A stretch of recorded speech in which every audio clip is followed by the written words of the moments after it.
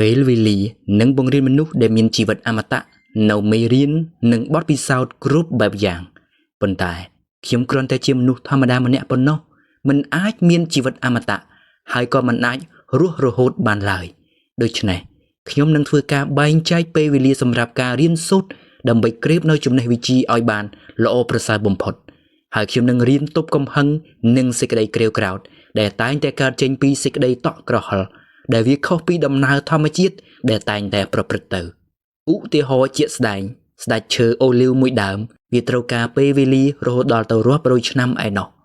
សូម្បីតែខ្ទឹមបារាំងមួយដើមក៏ត្រូវការពេលវេលាយ៉ាងតិចណាស់9សប្តាហ៍ដែរដូច្នេះខ្ញុំត្រូវរៀនរស់ក្នុងសេចក្តីអត់ធ្មត់យ៉ាងហោចណាស់ឲ្យដូចជាខ្ទឹមបារាំងដូចនេះដែរមែនហើយខ្ញុំនឹងមិនអាចក្លាយជាស្ដេចឈើអូលីវមួយដើមក៏ពិតមែនប៉ុន្តែយ៉ាងហោចណាស់ក៏ខ្ញុំអាចក្លាយទៅជាមនុស្សម្នាក់ដែលខ្ញុំចង់ក្លាយទៅជាដែរឧទាហរណ៍ថាខ្ញុំចង់ក្លាយទៅជាកំពូលអ្នកលក់ម្នាក់អញ្ចឹងតើខ្ញុំនឹងអាចទទួលជោគជ័យបានដោយរបៀបណាតើខ្ញុំនឹងអាចក្លាយទៅជាកំពូលអ្នកលក់បានដោយរបៀបណាព្រោះបច្ចុប្បន្ននេះសូម្បីតែចំណេះនិងបទពិសោធន៍ខាងលក់ក៏ខ្ញុំមិនមានដែរហើយថែមទាំងជាមនុស្សល្ងង់ខ្លៅរួមរឹតដោយជំងឺទ្រុឌទ្រោមខ្លាចខ្លួនឈឺខ្លាចខ្លួនលំបាកថែមទៀតផងចម្លើយនៃសំណួរនេះគឺសាមញ្ញបំផុតគឺខ្ញុំត្រូវតែចាប់ផ្ដើមជីវិតថ្មីមួយហើយលើកនេះខ្ញុំនឹងបំភ្លេចចោលឲ្យអស់នៅចំណេះដឹងណាដែលមិនចាំបាច់ព្រមទាំងជំរុះចោលនៅរឿងអតីតកាលដែលគ្មានប្រយោជន៍តាមពិតទៅធម្មជាតិបានផ្ដល់មកឲ្យខ្ញុំរួចជាស្រេចទៅហើយនៅចំណេះដឹងសភាវគិតដែលខ្ពស់ឆ្ងាយខ្លាំងណាស់ជាជាងពួកសត្វព្រៃនានាឯណោះចំណែកឯបទពិសោធន៍វិញគឺគ្រាន់តែជារបស់ដែលអាចរកបានតាមក្រោយតែប៉ុណ្ណោះហើយបទពិសោធន៍ពិតជាអាចបង្រៀនយើងឲ្យចេះច្រើនក៏ពិតមែនតែបទពិសោធន៍តែងតែផ្លាស់ប្ដូរទៅតាមសម័យកាលដូច្នេះមេរៀនរបស់វាក៏ប្រែប្រួលទៅតាមសម័យកាលដែរ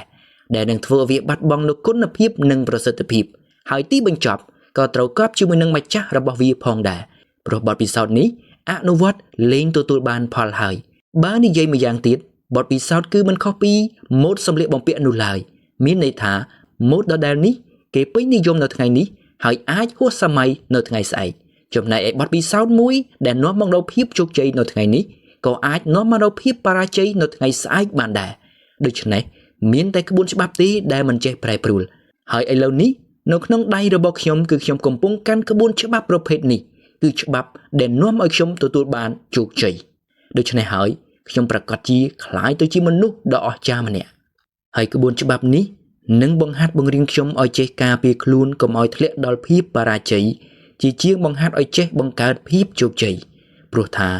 ភាពជោគជ័យគឺកើតចេញពីកត្តាផ្លូវចិត្តតែម្យ៉ាងប៉ុណ្ណោះវីដេអូនេះនាំមកជូនដោយ Page AUV ផ្ដល់ជូននូវដំណោះស្រាយសុខភាពពិតប្រាកដឈុត V Cafe និង VO4 ជួយសម្រួលទៅលើបញ្ហាលើកខ្លាញ់លើស្គរទឹកនោមផ្អែមលើអាស៊ីតនិងការរលាកកោសិការ៉ាំរ៉ៃបងប្អូនដែលមានចំណាប់អារម្មណ៍សូមឆាតជូន Page ឬ Telegram អរគុណបងប្អូនទាំងអស់គ្នា